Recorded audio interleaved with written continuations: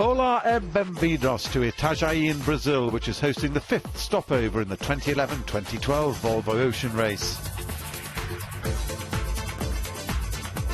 Fireworks yesterday in the DHL Itajai In-Port Race, Telefonica throwing away what looked like a certain win, rounding the wrong turning mark and handing the victory in 6 valuable points to PUMA. And here she comes. PUMA sailed a lovely race over the line. Come from behind victory for Frank Camus and his team. We're reducing the difference. That's 4 or 5 points more than Telefonica, so we've caught up a bit after losing the last leg. But certainly these are points that will be very important at the end in Galway. Of course, we are still quite far behind, but we're getting closer. Leg 6 takes the fleet 3,500 miles north, about 14 days at sea. The course following the Brazilian coastline, then a tricky section for the navigators, negotiating their way through the Caribbean chain before reaching Miami. With so much damage inflicted during the 5th leg through the Southern Ocean, the shore teams have been hard at it, fixing everything from smashed bulkheads to broken masts. Naturally, the question was why?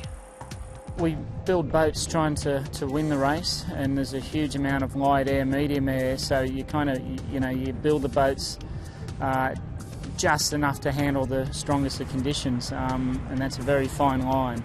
They're fast boats, it's composites, everyone struggles to know exactly where the limits are. The designers are designing on the limits, the sailors are sailing to the limits. That's what the Volvo race is all about. These are conditions where you cannot operate a vessel at 100%. However, when we are racing, the only thing we can do is to push and try to operate the vessel at 100%. It's very difficult to find the right balance between speed and the safety of the boat. PUMA arrived in a state of high health compared to most of her competitors. Her win in leg 5, her team's first taste of the winner's podium in the race to date. It would for sure make it all the sweeter to come home.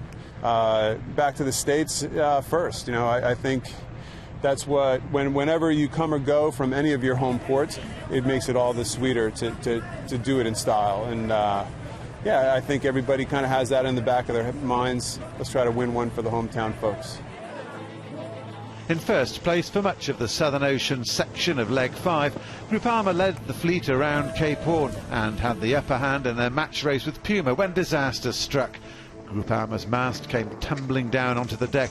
Gone with it, her team's chance to close to within 5 points of race leader Telefonica. We've lost 15 points because of that incident, but it's part of the race. I think the crew worked hard before and after the incident. We now have to focus on what has to be done today and tomorrow instead of what should have been done yesterday. We still have the opportunity to win the Volvo Ocean Race, and it's mathematically achievable. We need to take every opportunity we get in order to try and catch Telefonica, even though we know they will make it a tough race for us. Spanish-Kiwi collaboration camper with Emirates Team New Zealand started leg 5 third overall, just 3 points behind PUMA and 18 points behind the leaders Telefonica.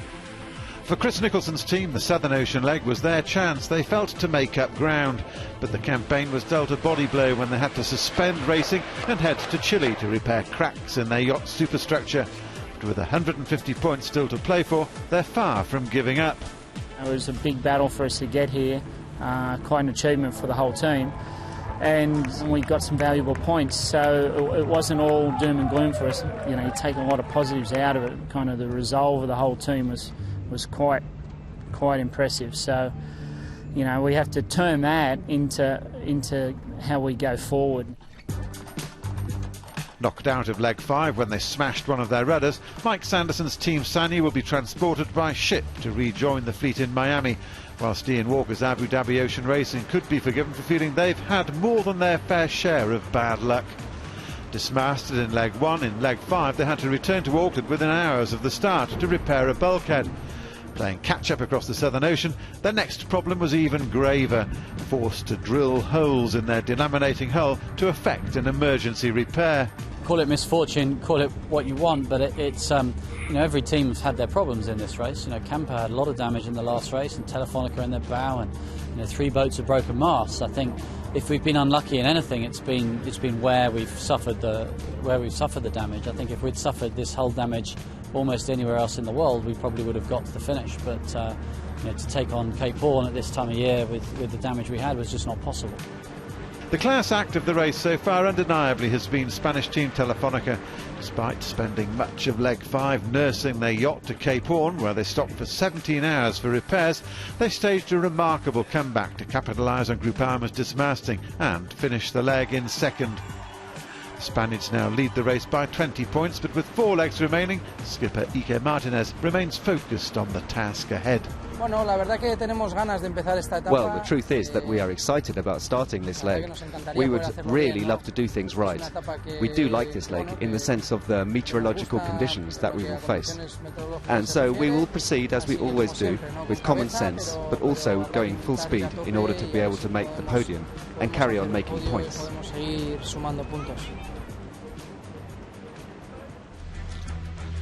Well, that was a very serious-looking Ike Martinez on the eve of departure, but it was all smiles down on the dock on what has certainly been probably the smiliest departure that we've seen in the Volvo Ocean Race. Dignitaries here from both Itajai and the next port of Miami, and grins abounding as Camp with Emirates Team New Zealand are followed by PUMA Ocean Racing with Kenny Reid.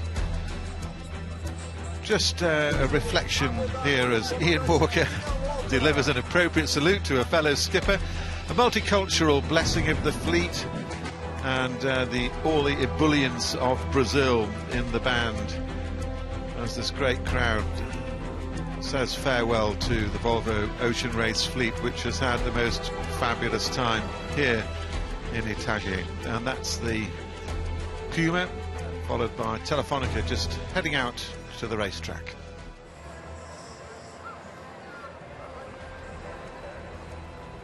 So here we have the overall standings. This is the state of the Volvo Ocean Race as we get into the leg to Miami. Team Telefonica lead, not as much as they were intending to, having come last in that last race. Frank Camas, Groupama sailing team, and then Camper bringing up third, and you can see how tight the points are with those top 4.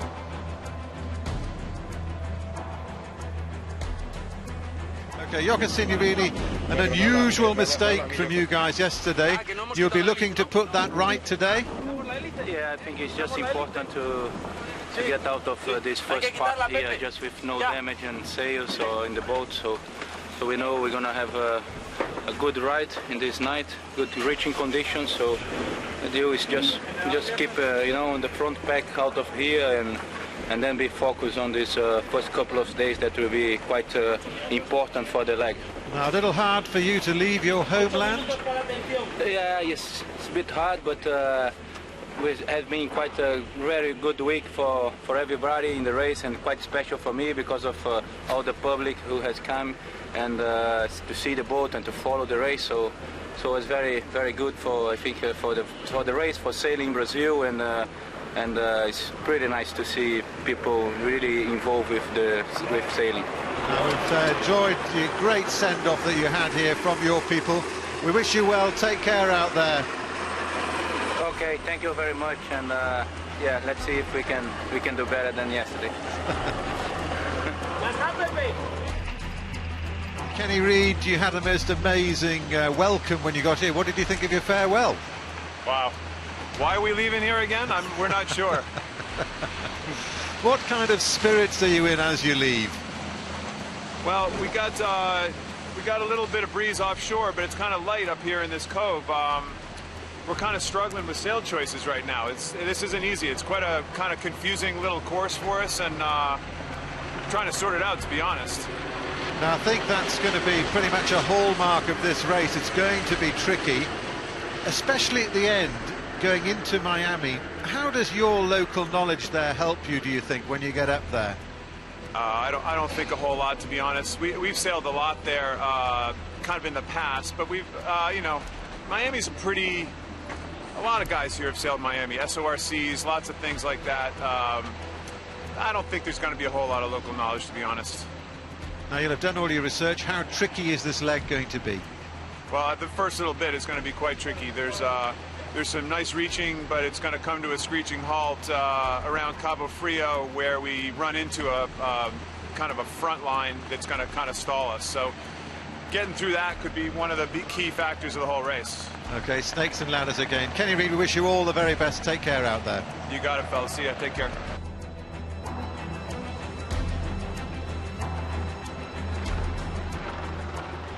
The start boat for the Volvo Ocean Race. Leg 6 to Miami, about to get underway, and helping us talk you through the departure. We've got Peter Lester with me in the commentary box here, and on the water, Knut Frostad, Chief Executive of the Volvo Ocean Race, a 4 times round the world racer himself. And Knut, is there some kind of little bit of atmosphere that you're halfway through and to an extent you're heading home? Yeah, you certainly are. The moment you turn around the corner by Cape Horn and you head north, that's when you start feeling that you're heading home, and it feels like that, absolutely. And it also feels like we have, the worst behind you, but don't forget the Atlantic can be pretty rough too, and it's been showing us that in past races. Well, that aside, I mean, you would have had an apprehensive feeling going into the Southern Ocean out of Auckland, but leaving Itajai here, it's still going to be very different, but very tricky. It's going to be tricky. It's always a tricky leg, this, because you sail along a coastline most of the time. And that means that there's night breeze effect, there's day effects, there's quite rough weather actually at night when you have these squalls coming through, which you see pretty much throughout the whole leg here up to the Caribbean. And that means that, big surprises very often happen on this leg, big gains and big losses overnight. Now we're looking at the fleet now, and Peter Lester, good breeze in here for the start. Yeah, there is good breeze, but this is a tricky little course because of the effect of the land. So we go out to Mark 1. It's essentially 2 triangles round the bay, and then they head off to Miami. So down to Mark 1, port rounding, and then 2 triangles round the bay. A lot of this course is reaching, and it's the effect of the start of the land. The land is very close, high land, bit of a hill, and that's a shadowing effect right at the start box area. The first leg will essentially be a 2-sail reach, coming up to 2:05 to go. But we can see as we go on board Puma there with Kenny Reid, it's pretty light in this corner. And if one of these boats can just get into the first little puff of breeze offshore at Mark 1, there's a lot more wind. There's only, looks like, about 8 knots where they are now. Out at Mark 1, it's more like 15. So it's a tricky little start here, a reaching start in light winds. Now, Knut, we're from our eyrie up here, 16 floors up, overlooking the racecourse. We're having to hang on to our papers on the desk here. What are the sort of characteristics of the breeze on the water? Well, it is certainly good breeze out there, and obviously the start line is very close to shore because we have thousands and thousands of people on the land here watching the start, and we really want to give them a show. So we pull the start line all the way into the bay here, so that what they will see is a bit more gusty wind at the start line, and you can see very clearly it's more solid and stronger breeze out at the first mark. And it's going to be interesting to see what kind of sail choices they're going to make when they get around these marks. And it looks like right now they're all going with Genoas as we are heading into the last minutes of the start, and it's going to be important to win this start because it will be pretty much lining up and sailing as fast as you can to the first mark. Okay, inside this first inside a minute to go now, and we're watching this question of sail choice. Kenny Reid raised it that they were having trouble making up their minds, but the choice has been made. 30 seconds to go, and Peter Lester, they're pulling the trigger very soon. Time on distance, a big one here, 30 seconds to go. Sail choice, have they made a sail choice for the light conditions in the pre-start area or for the fresher conditions at Mark 1? But 20 seconds to go, time on distance. We've got Camper and Puma down at the pin end. Looks like they're in speed build. Puma just taking a little bit of a laugh, a little bit time on distance, a wee bit early. And Camper right on the pin. Up at the windward end, it looks like getting in at that windward end, it's Group Armour. Group Armour have got a fractional code 0 on, so they've gone for a different sail. So off they go on the leg to Miami. It's a pretty even start. Telefonica a little bit bow forward. Position-wise, Camper down at that leeward end. If they've got a good 2-sail reach angle to that first mark, they could be strong. But Group Armour have gone for a code 0 now. it's a fractional. It's only up to the intersection. You can see it doesn't quite go to the top of the mast. But in doing that, going for that selection, they have given away a bit. You can see Telefonica is just smoking already. They're right up to speed. Telefonica, the bit between their teeth, trying to make amends from yesterday's mistake. And out on the water there, Knut Frostad, your analysis of that start. Well, I think obviously Groupama is the only one with a big sail-up, but they had a very poor setting. They were late into the start, and they were not really ready when the start going to happen. So Telefonica was fast out of the block, and the whole thing for them was that they were trimmed, and they were properly set up. The other guys were a bit late. I think what I really noticed was the expression and the urgency. You would think that they're heading off on a little day race rather than a great long ocean leg, with the urgency we saw on the bow, and in particular of Telefonica. I mean, it was so intense. Yeah, Telefonica, good start. Now, it's the boats down to leeward of Telefonica. Remember, the first mark is a port rounding, so that's a left-hand turn. So the leeward boats, which are Camper and Puma, if they can keep their air clear, and as long as they've got a good angle to the mark, it's only to that first mark 1.4 nautical miles. But we can see it's Camper have got their bow forward. Now, Telefonica will be trying to reach down over the top of that bunch. But in terms of the who's got the rights at the mark, it will be, as if the positions stay as they are, it'll be Camper. But Telefonica, with a little bit more open angle, they can sail a little bit deeper. They look to be very fast in that windward position. Looking on board, Camper, them, it's Team New Zealand, Tony Ray in front of us, Chris Nicholson on the helm, and they're all concentration here. And Knut, you know, the competitive juices are obviously flowing, as they always do, but at the same time you don't want to get into any entanglements here, because you've got to be aware of protecting your boat. You've got a long way to go. Well, absolutely. I mean, I think this is what the guys have been talking about the last week. It is hard to hold back when you have this in your blood. As I'm watching Telefonica now, they're really screaming over Puma and working very hard to get forward on Puma, so they don't end up in a situation where Puma get the inside lane on the mark. But they must be doing close to 15-20 knots here, and really having great speeds. Knut, how difficult is it to sort of find a compromise somewhere where you are heading off on an ocean leg, but you'd like to do it nicely, and you've got a pretty tricky little bit of complicated racing to do around the harbour first? Well, I think the key thing for the guys is that now the boats are set up for an offshore race, so they have lots more gear on, they have a lot more food, all kinds of things on board, and you don't want to damage anything. That will be the disaster, because to damage something for these little 60-minute laps we have here, and that's going to hurt you for the rest of the 2 weeks.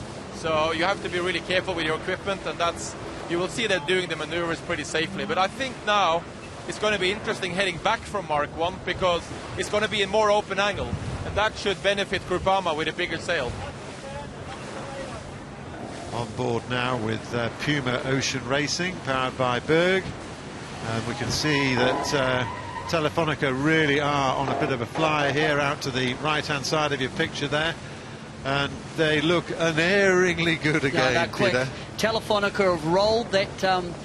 They've rolled over the top of Puma. They've rolled over the top of Camper, and then the turbulent wind coming off the trailing edge of Telefonica sails has meant that those boats are being affected. Those two leeward boats, which bodes well for Groupama, which is in line with Telefonica. Can Groupama also roll down over the top? So Telefonica started up to windward, and they've used that extra little bit of angle to their advantage to roll down over the top. So it'll be Telefonica will lead at the first mark, and then there's that group, and I think it will be Camper who will be next in if they've got the overlap on Puma. Telefonica just go into the jibe around the yellow Volvo Ocean Race mark. Next, it looks like it will be Camper, then Puma, but the boat that started back at the start, Groupama, with that different sail, they've got a fractional rig, code 0 on. They're really closed up on that group.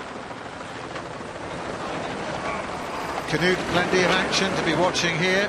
Oh, absolutely, and Camper had a bit of a problem with their jib now in the jibe, but they've kind of flipped it on the wrong side, but it looks like they're getting it sorted. But Puma is definitely sneaking inside Camper there and have more speed in the rounding. But as I said, it's going to be more open angle heading back, and that should benefit Groupama, so they should be able to keep the speed up. But at the same time, with a big sail, you lose in the maneuver, and they lost pretty much the 2 boat lengths that they had gained on PUMA, so they're back again with Abu Dhabi. So Groupama battling on, and they've got that sail sorted out now. Abu Dhabi struggling a little bit in the rear. It's pretty breezy for those guys, and they are still, well, on board with Abu Dhabi. And I mean, you know, it is hard to get settled back in when you've had to go through what they've been through, I would imagine. Yes, it is, and in context of the leg, this little sprint round Itajai and the beach, it really doesn't have a big impact on the leg. But Abu Dhabi, they're in touch. There's not a problem, but as we can see, leading Telefonica, then Camper at the jibe mark, they're head of the Genoa. The battens just got a little bit caught up on the spreaders. They didn't flick through, and that allowed PUMA to get on their inside, but Camper didn't get rolled. They've got back up to speed.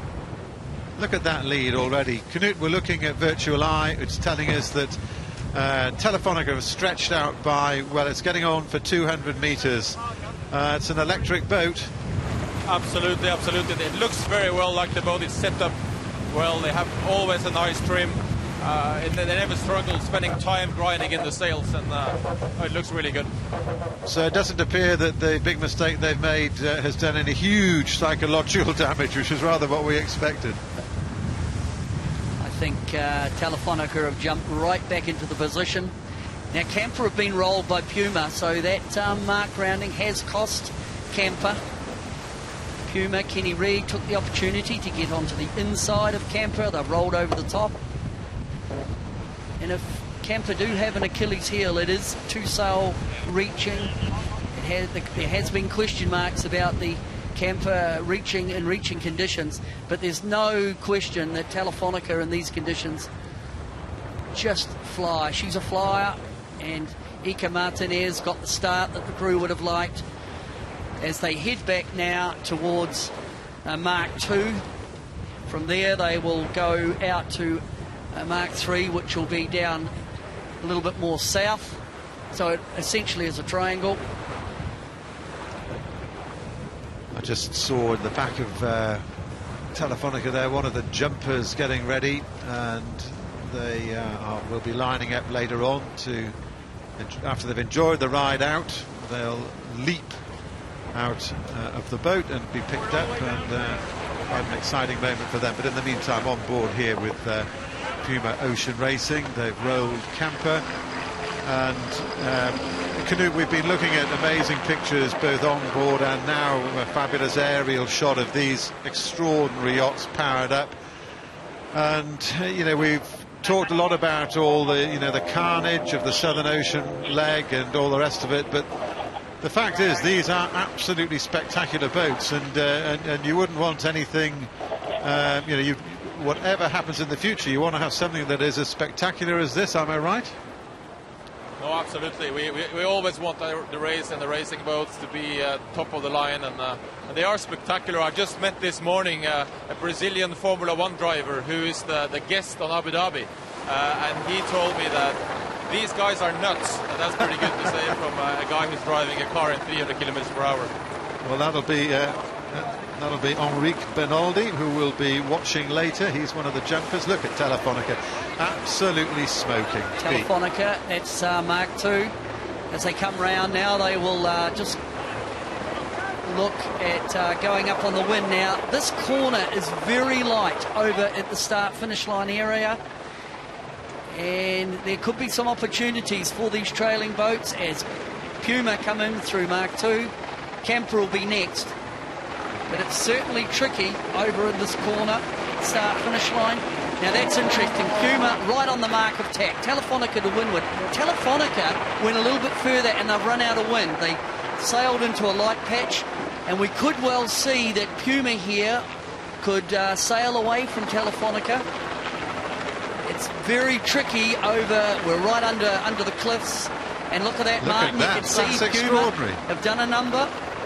Telefonica, well, Telefonica might be right, they're just back into the wind. Well, that was very slick work there on PUMA. We're with Groupama at the moment, having a little bit of an issue reeling them in. Remember, they had that they had a downwind sail on. They've had to roll that up and put up a Genoa, and that will mean that the Abu Dhabi will make time on Groupama. Well, it keeps chopping and changing, and Knut, did you see that the sort of effect of the strange light air all of a sudden there? Yeah, as I said, the start line is really inside the bay to bring the racing close to the spectators, so that has the effect that there is a lot less wind here, a lot less wind. So PUMA obviously made a big gain by making that quick tack right at the mark, and Abu Dhabi saw that did the same. Extraordinary how quickly the fleet has sped out, but that's a big jump by PUMA. We're looking at Virtual Eye here, Knut, and they've pulled back 150 metres. It's just down to 50 metres now. Telefonica's advantage over PUMA. So Kenny Reid right on his game there, Pete. Yeah, he was a good manoeuvre, come around the mark and tack, but it's still Telefonica. They just sailed into a bit of a light spot, but they have got right back up to speed now as they move back offshore. They're heading now upwind up to Mark 3 as Ika Martinez and his crack team sail upwind. It's a lot colder here today, Martin, with the breeze out of the south. So we've got Telefonica. To leeward of Telefonica is PUMA. They're the first two boats. Then you come back to Camper, who are to windward of Abu Dhabi.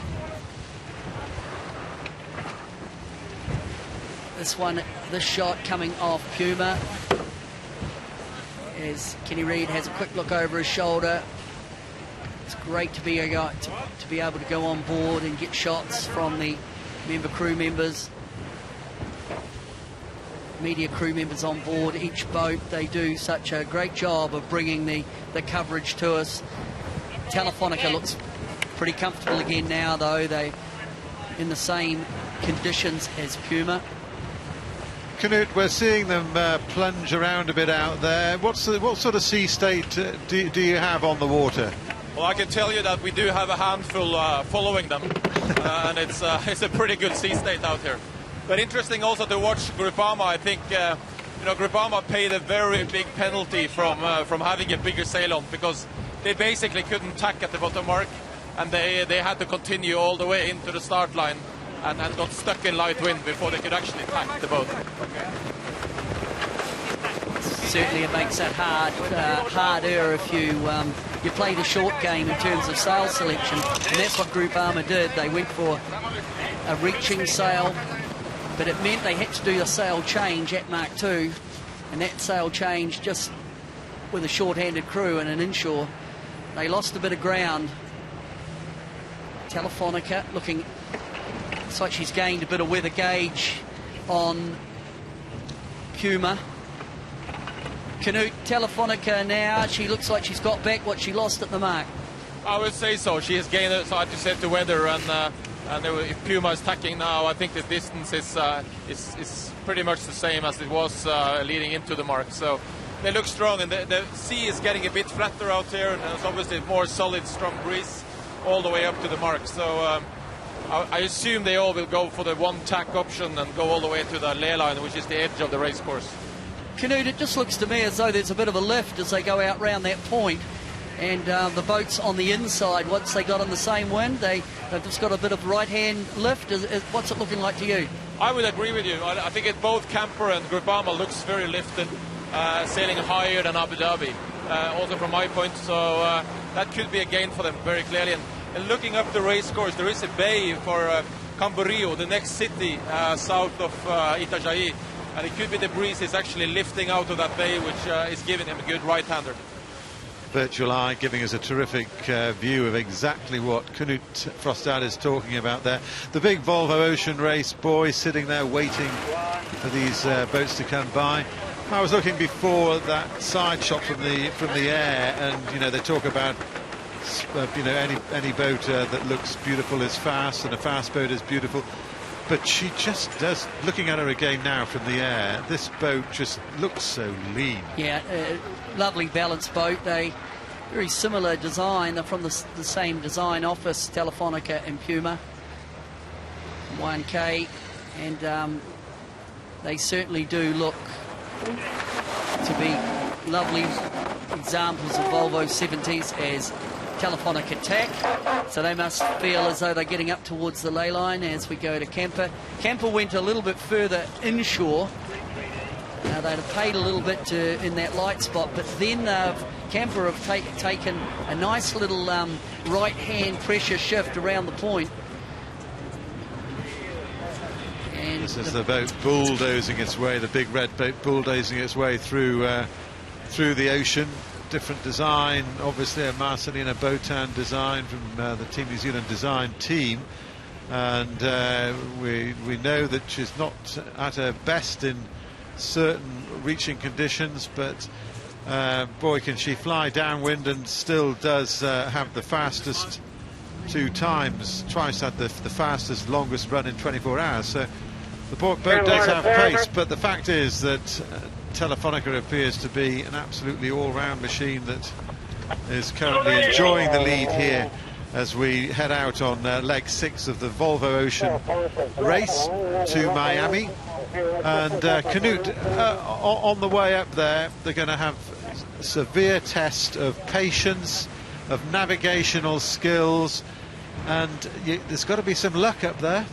There is luck involved in this, but as I said to you, the rain clouds at night, it does rain at night around the doldrums, and it does rain sometimes at night around the South American coast, and you get these massive wind shifts and massive gusts, and then suddenly you have calm, and you've got to play with these cards, and it could be just a few hundred meters apart, and suddenly you lost everything. So it's a pretty stressful leg for them, because when you get into the trade winds by the Caribbean and all the way into Miami, the race is pretty much gone for the leader. I mean, if you manage to get a good lead in there, you will have very high speeds, and you will keep that momentum all the way in. I've been hearing stories, Canute, talking to crew members on board all over the fleet of previous races littered with quotes of people sailing away from their neighbours or watching their neighbours sail away from them. And there's going to be some of that on this race, and that's on this leg in particular. That's pretty hard to take. Well, it's hard, Martin. You know, it's hard in terms the effect of the storm clouds and the big in the tropics, and boats can only, boats can be just a couple of miles of separation in completely different conditions and sail away. So here's Andrew Cape, who's the navigator on Telefonica. He'll play a big role once the race settles down in terms of the strategy and where he will place Telefonica on the course relative to the wind conditions and relative to the opposition. So Telefonica now looking at Mark 3. They'll come up around the Mark 4 rounding, left-hand turn. Then they'll actually head off down to Mark 1 again. That should be a Spinnaker or a Jenica on that downwind. We can see Telefonica already have the sail hoisted, furled. They'll come around the mark, the sail will be unfurled, and then they'll spear off down to Mark 1. So there's plenty of crew work going on as we look at Telefonica. They got a nice start. They rolled Puma and Camper. They led at the first mark. They've extended on this upwind. And I suspect the rich are about to get richer because when these boys get round this mark first, they're going to be first to get their big sail up, and they will be flying in this pretty solid breeze. Telefonica around first, followed by Puma, who have really closed the game up on this leg. Yeah, tack set for Puma. There's a little bit of a delay tack set for Telefonica. So Puma goes round, they tack the boat. The halyard will be hoisted on the downwind sail. We can see that Telefonica have got their one up. Threading the needle, we're going to have Camper coming between the boats. Kenny Reid just coming down. Camper required to keep clear. Puma on starboard. As Camper just make a course alteration there so that they don't get tangled up with the starboard boat that has the rights. And Chris Nicholson brings the bow down now. It's the rules of the road. So Telefonica have got their sail hoisted. They're off down to the Mark 1. They're on the 4th leg as Camper come round.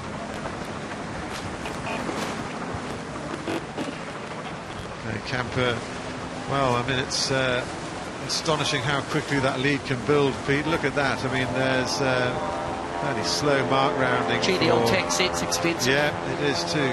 But they come up to the mark, they tack the boat, they've got to hoist the downwind sail, but these boats are not set up for inshore type manoeuvres at marks, and just cost boat lengths, but in the context they are offshore boats, of course. Next in will be Abu Dhabi.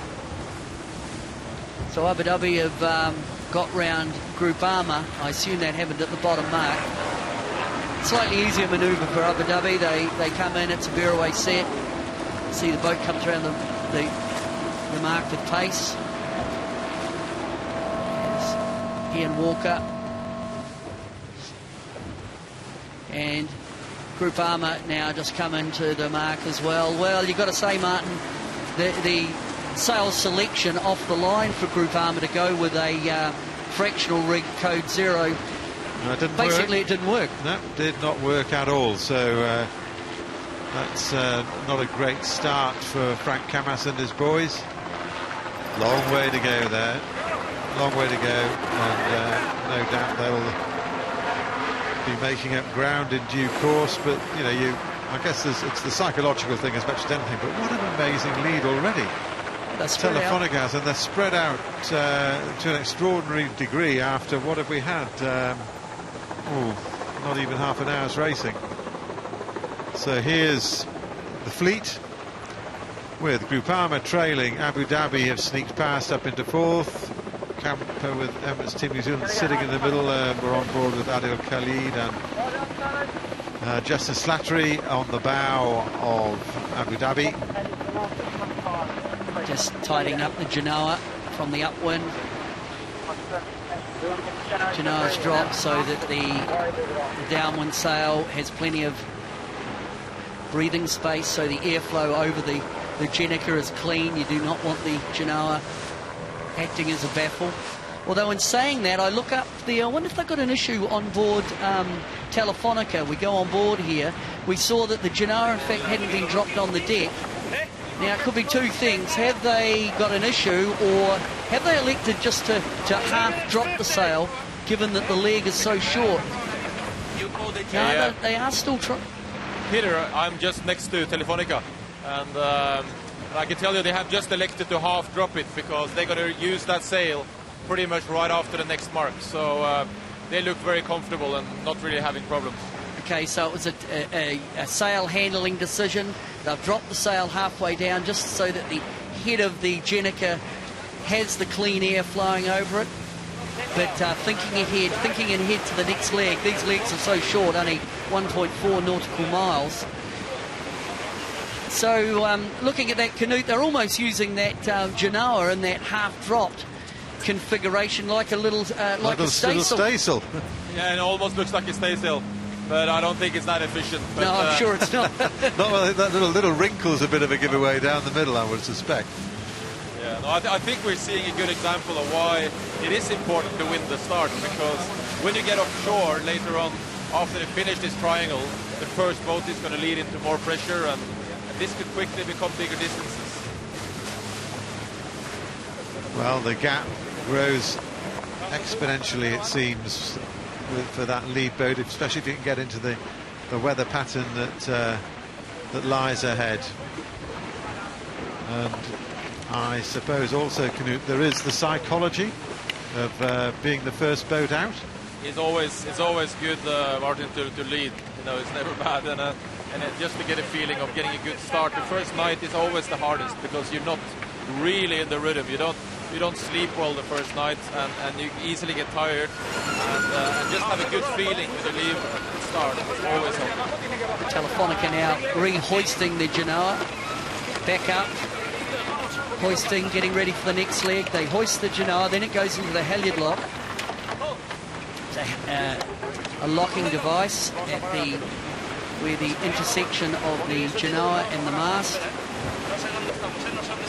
What a great sight, the city of Itajai in the background. I've so enjoyed all these amazing vistas at each port in the Volvo Ocean Race. Itajai absolutely no exception. It's been stunning to look at, as indeed is this boat flying along. When they fire up, and she is looking absolutely splendid, is this blue machine of Telefonica. There are the crowds, well, just absolutely packed out there on the breakwater at the mouth of the river Itajai. Little traditional fishing boat coming into the port, and the fleet heads up towards their next mark. Seeing there that Telefonica quite high on the ley line, so that would mean that angle down to the mark is almost a downwind angle for these boats. Puma has soaked down on the left-hand side of Telefonica, so Puma have actually had a good leg here. Nicely sailed by Kenny Reid. Is keeping the pressure on, although it's just the start. You can see Kenny Reid just setting up. All the fleet are actually to windward of the Volvo Ocean Race marker, the yellow marker that they're to go round. So Telefonica have actually got a jibe to do. They'll want to probably carry that Jenica all the way to the mark before they furl. Now in doing that, that'll open up an opportunity for the trailing boat. Peter, it looks like Telefonica has a problem in their jibe there. They were really struggling to furl the sail. They haven't managed to furl their code zero. Yeah, lead change. And they're really now struggling. Looks like a lead change, so Telefonica have had a problem. Puma have sailed round their bow, so Kenny Reid soaked down on Telefonica. Telefonica would have furled the downwind sail for the jibe.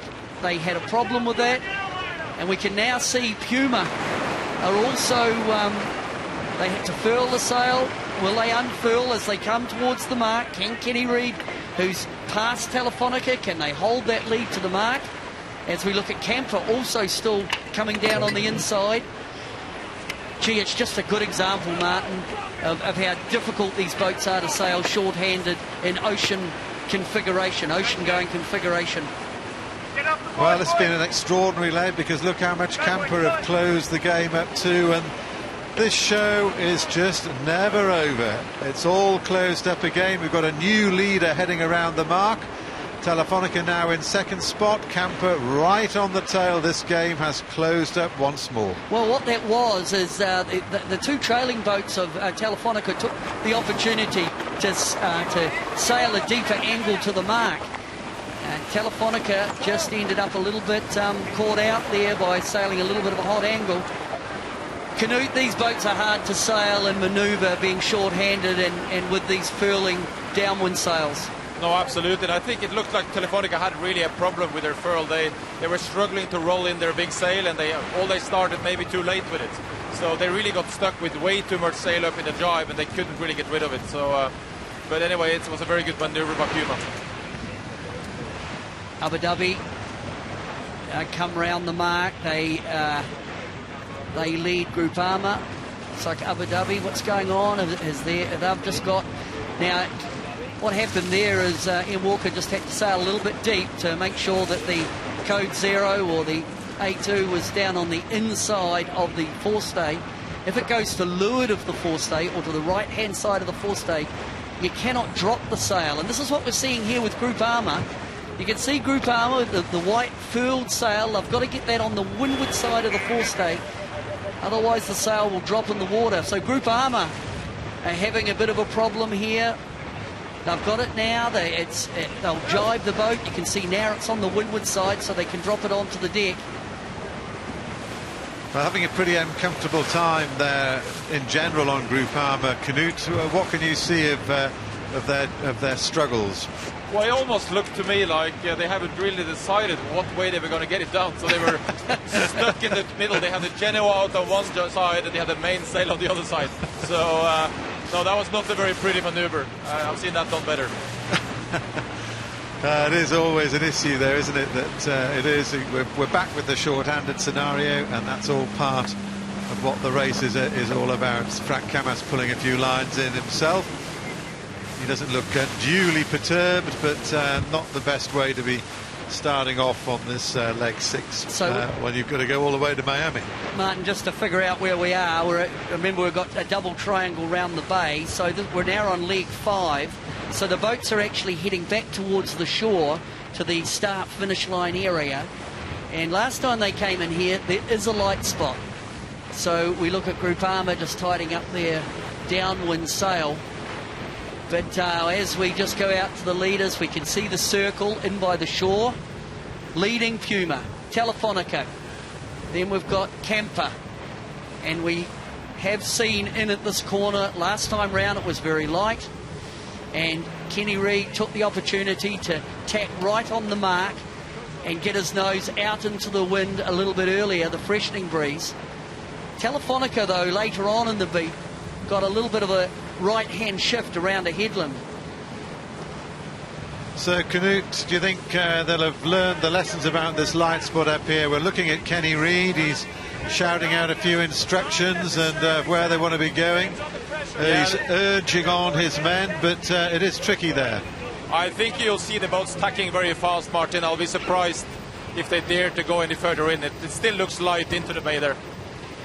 Certainly I does. also saw on the back there a jumper on There's Kenny Reid here on Puma. I wonder when they're going to do that bit of the exercise. At least we know the water will be warm. Kenny Reid saying, let's get going, guys. Well, we'll just look what tactic he uses. Is he going to attack the boat right at the mark? As Puma lead on leg 5, they come round the mark. It's like Puma are just extending a little bit as they come round the mark.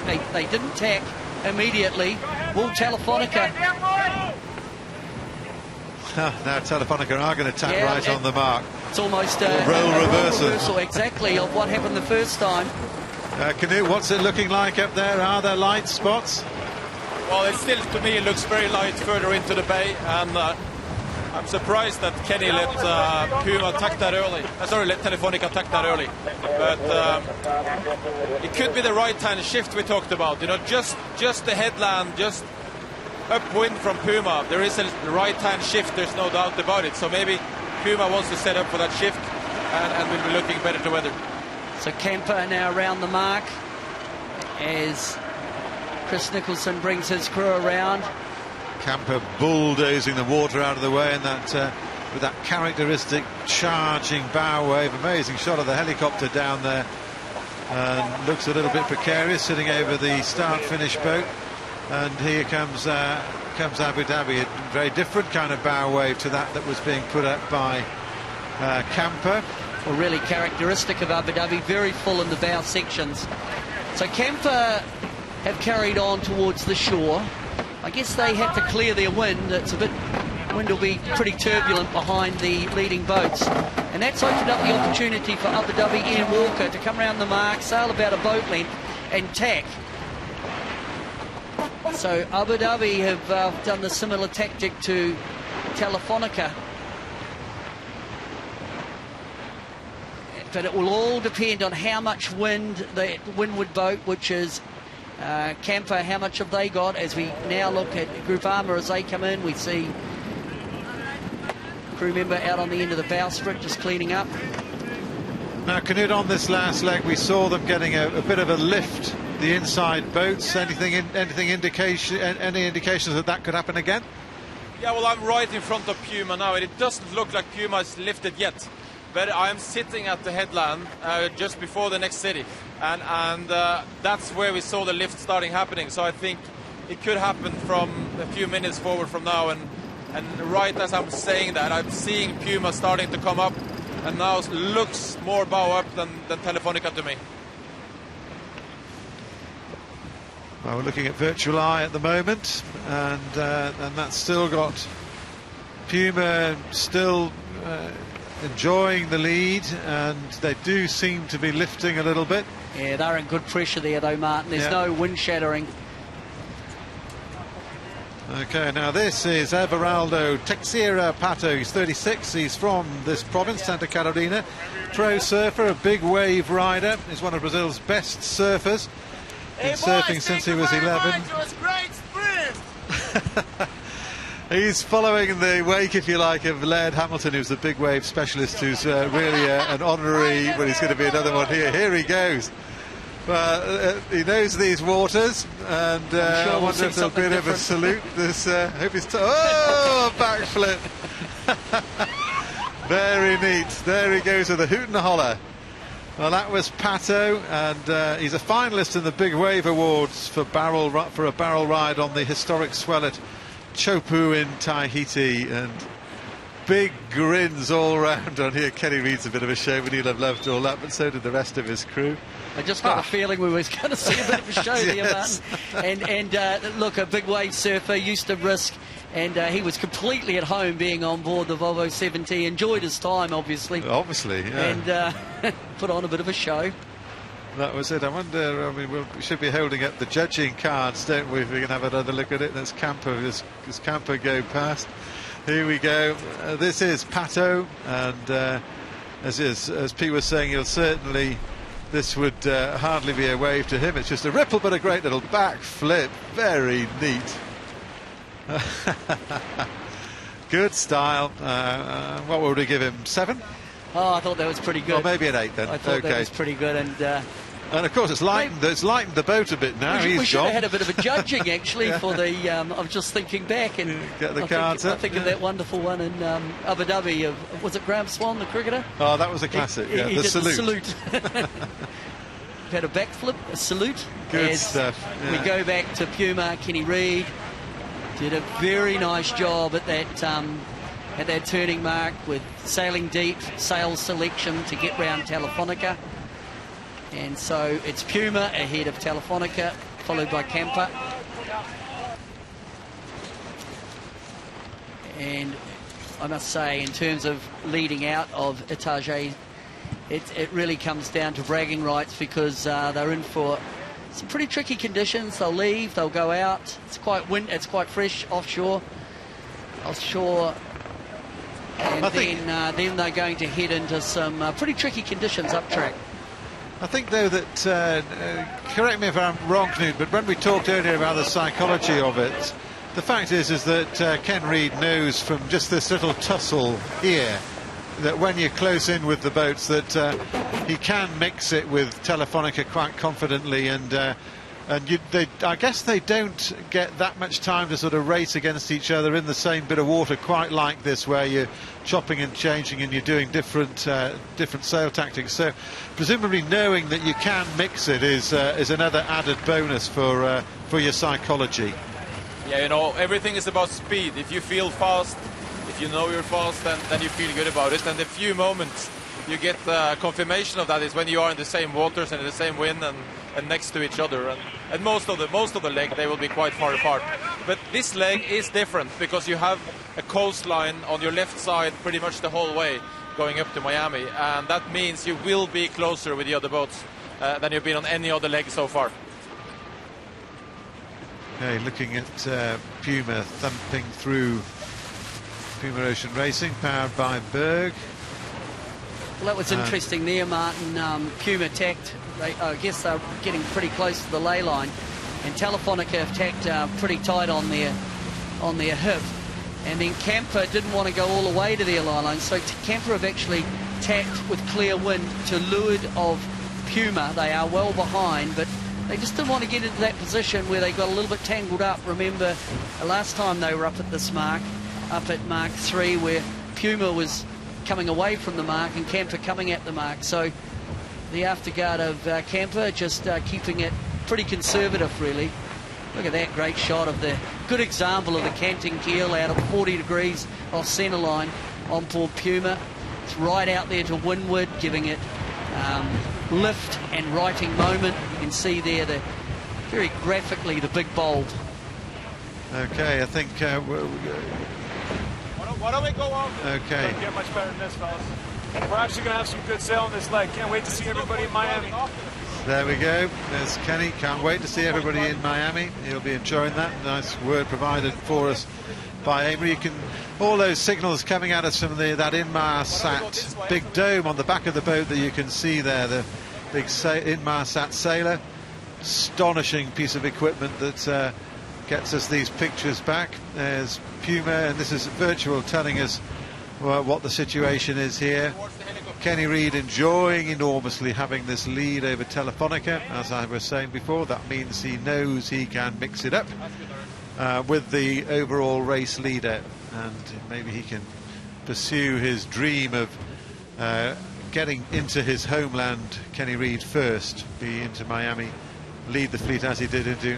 Tight yesterday, I think, but still on the long way to go, so just getting around this mark and then off to Miami, so yeah. Looking forward to Miami.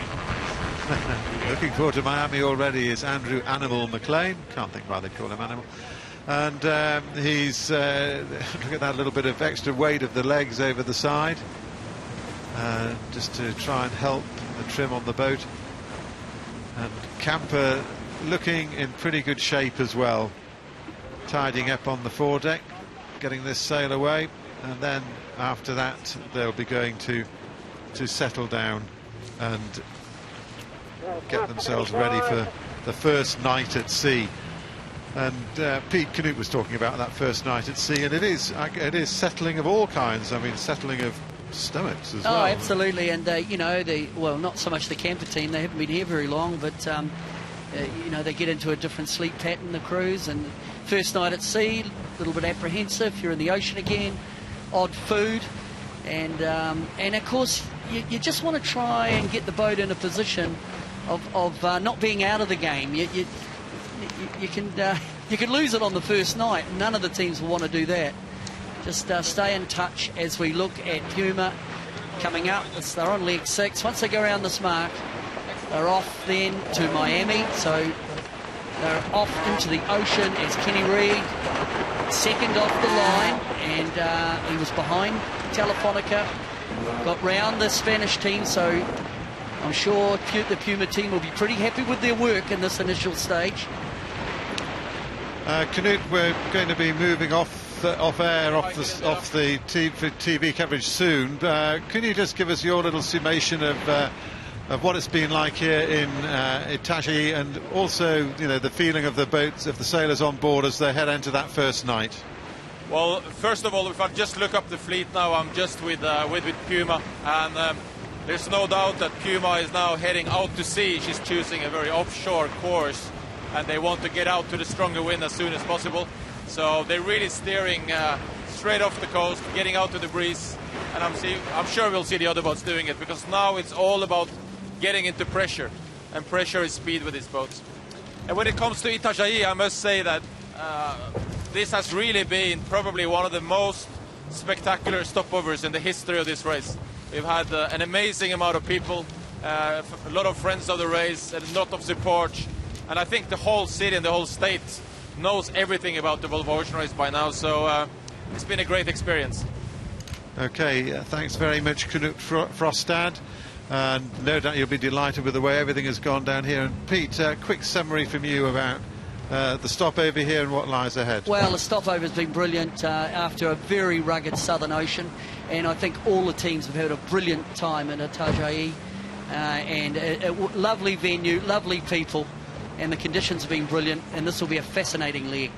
So the sailors in the Volvo Ocean Race, they're on leg 6 to Miami, 4,000 miles, and roughly 14 days between them and Miami. It's going to be very tricky, it's going to be difficult, and it's going to be yet another test of man and machine. It will be, to some extent, sailing on the edge. Pain, gain, glory, all those issues are going to be addressed now by this fleet of remarkable boats and remarkable sailors. We'll be staying online with www.volvooceanrace.com as far as we can, but from the TV coverage here in Itajai in Brazil, from the Volvo Ocean Race, we wish you and the fleet farewell.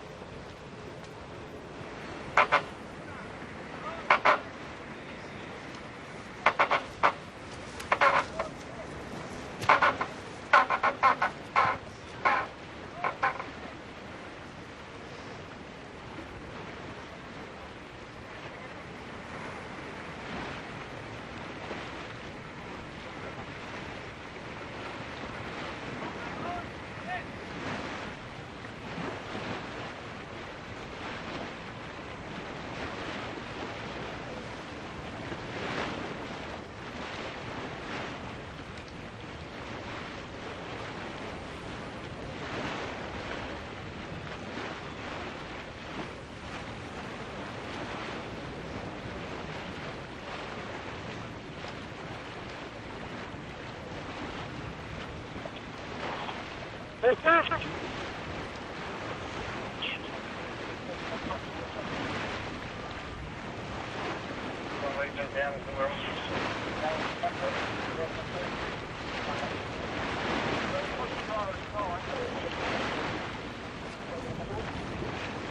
welcome back to our coverage of the Volvo Ocean Race Leg 6 departure from Itajai to Miami. The boats are now, they've done their whiz around the bay, a couple of triangles, and they're now settling down for the big trek offshore and into their first night at sea. And as we saw there, they're stacking everything up, and this is the order in which they've left. PUMA Ocean Racing had trailed until about halfway through the little inshore, and then did a nice manoeuvre to sneak ahead of the previous leader Telefonica, which we're looking at now, with the keel swinging out to one side. All the boats going through the same manoeuvre now. You can see the crew here stacking up the sails. They'll bring, I think it's all 4 tons of them out and sit it up on the high up on the rail as they can. More weight at the back, more speed, and that's pretty brutal work, that, Pete, as we know. Yeah, stack and grind. Sails come up from down below. They have a device that means the sails have they can go up on that up on the side deck, and then they have like a gantry that holds them there. Then they'll put a tie, essentially like a trucker's tie, around the sails and strap them down onto the deck. And having those sails on that windward side just means the stability of the boat goes up a little bit more, and stability means power. And the more power you got, especially two-sail reaching like they're doing now, they're just heading out at an angle probably about 60 degrees out to sea. The reason being there's more wind offshore.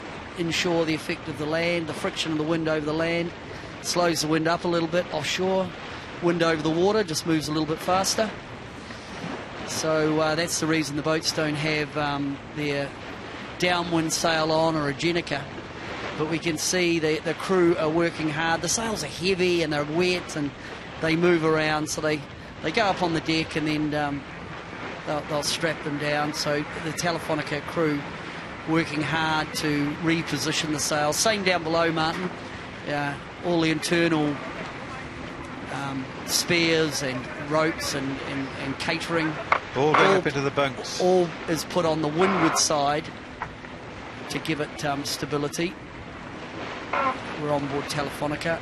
Just looking back at that sat dome there, I'm going to give you a few little factoids about that, looking at that big sailor sat dome where all the stuff in Marsat send out all these signals, and I can tell you that the signal goes on a 72,000 kilometre round trip, 20% of the way to the moon and back in less than a second, and I always find that fairly hard to grasp.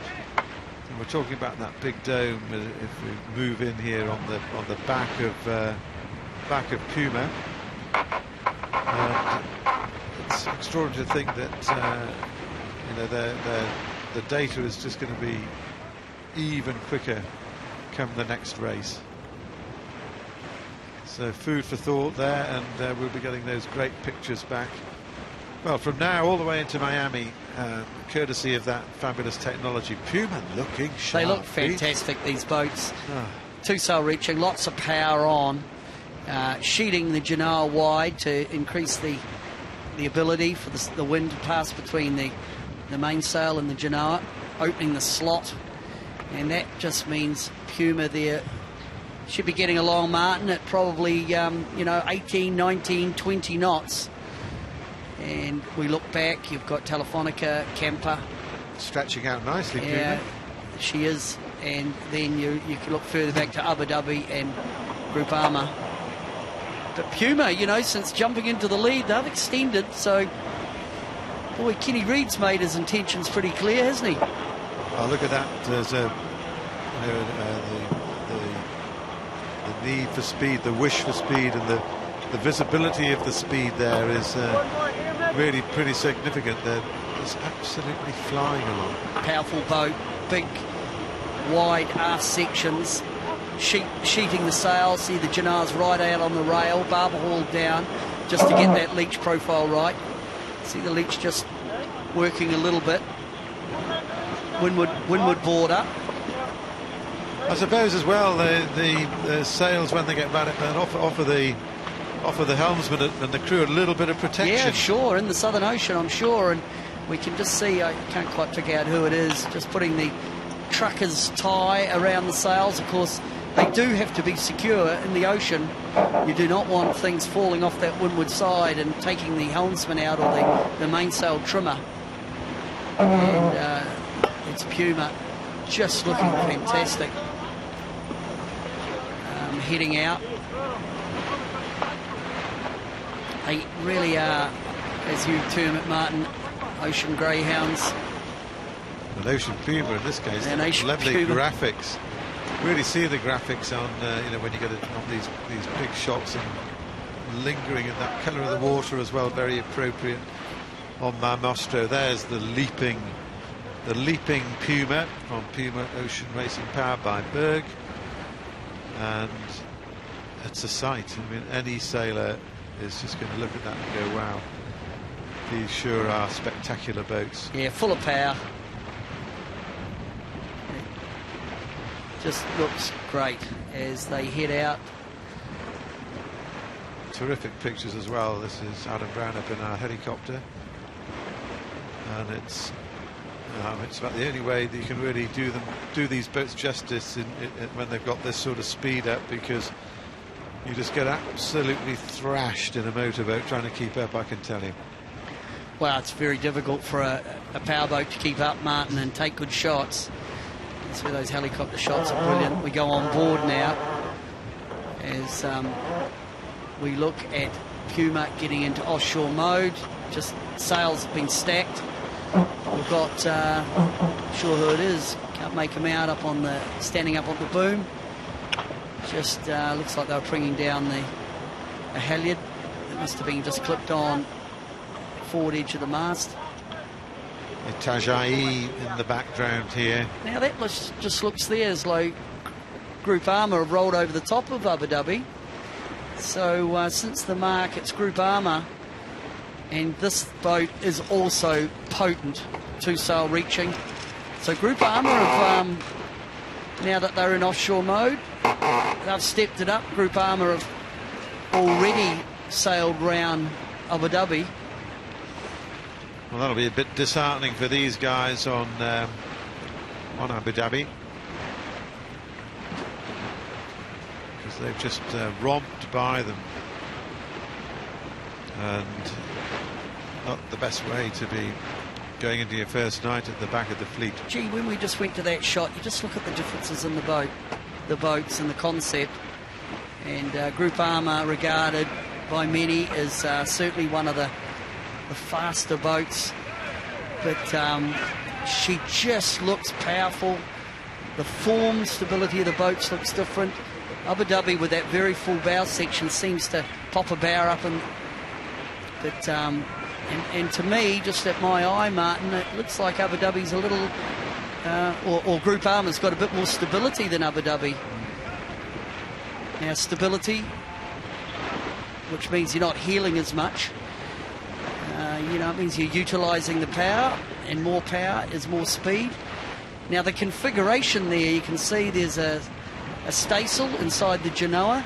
Now, I just wonder, when they were doing that, putting that staysail up, that may have been when they got rolled, because, of course, when you're hoisting sails, it slows the boat up. But there we've got the Genoa, and then a Genoa staysail on the inside. And that just that sail plan is all set to just give the boat a bit more power. But it was noticeable, and we'll just might have another little look if the chopper comes round behind. And Martin, my eyes telling me that Abu Dhabi looks a little bit more tipped up than Group Armour. What do you think? No, I'm with you. Yeah. Not a lot in it. Yeah, well, no, it is actually. It's almost significant. Just a little bit. But they're all charging along at a great rate of knots, and they've all chosen this particular tack where Telefonica and Puma are quite a long way to leeward and ahead. Still doing the stack on board Groupama, and I noticed on board Abu Dhabi as well, the sails coming up from down below. Bit of art, bit of cinematographic art. It's very clever. From the chopper. Adam Brown will be taking the accolades tonight for his work up on the chopper today. All this from that amazing ball on the front of the machine.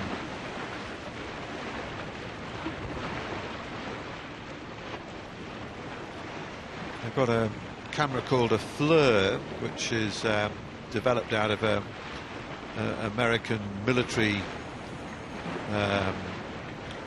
stuff, where well, this is where you can just see what it's doing. I don't really have to explain. It's just a quite remarkable piece of equipment.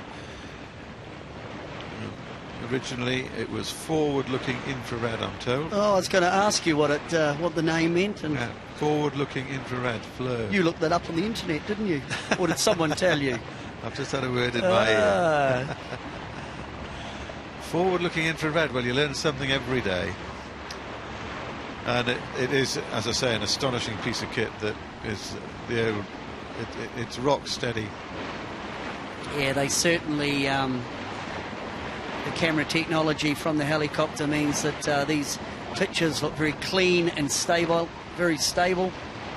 You can see the helicopter there behind Groupama, and you see just on the front of the helicopter a white bubble below the canopy or below the cockpit. Martin, is that the FLIR? That's the FLIR. And that's the camera that gives us those very clean, clear shots. And if you look at the launch bouncing around in the wake, you can see why it is that we so like having a helicopter to give us these amazing pictures.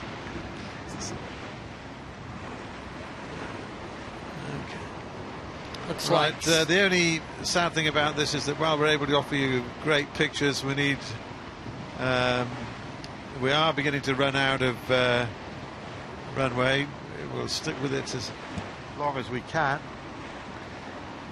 The range of the equipment that's used to bring the great shots, once they move offshore, they run out of microwave length, so the telecast will just stay with you while we've got it, but once it starts to break up, unfortunately, we might be able to go to the onboards for a little bit longer. Ian Walker there. It looks like it feels like it's landing on the building here. I think it is. Just moved on. But Martin, just getting back to the boats as they exit Itajai, it's noticeable, different philosophies. We've right down to leeward and heading more to the north. That was Puma. She stayed quite deep. But the boats behind Puma, and that's Camper, Telefonica, they've actually taken a slightly more east course. So the strategy by the navigators slightly different, and it will be just interesting to watch how that pans out maybe in the next 6 hours or so. Well, we're back into it now for 2 weeks, aren't we, with the skeds, where we all, every time we get a chance, we get into the skeds to have a bit of a look-see. So you can see there the slightly different philosophies with Kenny Reid and Puma. They're more north, and then Telefonica and then Camper have come quite east. So there is some separation there. We'll just watch how that pans out. Okay, well, we are, I'm afraid, out of range now of our links. So we're going to wish you a farewell from Itajai in Brazil. The boats are now on the 6th leg. They're on the way to Miami. We will, as I was saying, be resuming our regular look at the skeds. We're looking back at this city that has been such a fabulous host for this stopover. And they were, obviously, the crews were very, very delighted and giving big thank yous and big raps to the people of Itajai for turning out in such numbers and supporting the whole fleet during the stopover here. We're going to be glued to the computer, www.volvooceanrace.com, from now and for the next 2 weeks until we see the fleet arrive in Miami. Who will it be? Who will be in the lead? All we know is that it ain't over till it's over. So from Itajai in Brazil, we wish you farewell.